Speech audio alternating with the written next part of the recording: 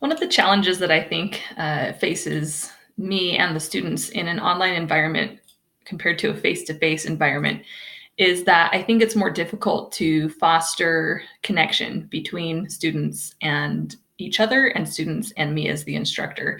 When you're in a face-to-face class, obviously the students have a lot of opportunity for more casual interactions, social interactions. They also have more opportunity to interact with me as the instructor. We see each other, we talk. I can gauge understanding differently. I can gauge their engagement in the class differently.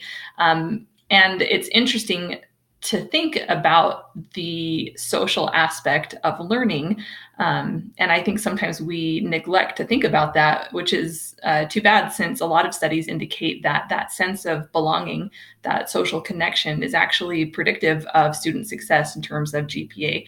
I do a lot of things to try to kind of approximate some of the interaction that we might have in a face-to-face class when I'm teaching online. Some of those things are perhaps more obvious, like peer review or the use of discussion boards. But in my experience, those are more formal activities. They're more academic activities that are valuable, which is why I use them.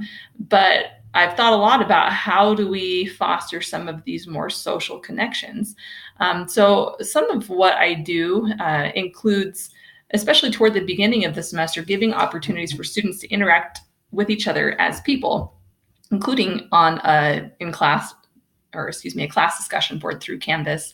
I also use an online bulletin board system called Padlet, and Padlet is a place where they can post, typically in response to a prompt that I give them, um, some pretty low stakes informal writing, often about topics that we might think of as being for fun. So for me, that actually helps with some of the objectives that I have, because it increases confidence, comfort, fluency in writing, but it also enhances the social nature of the class. Students see each other posting things that are more casual, less formal.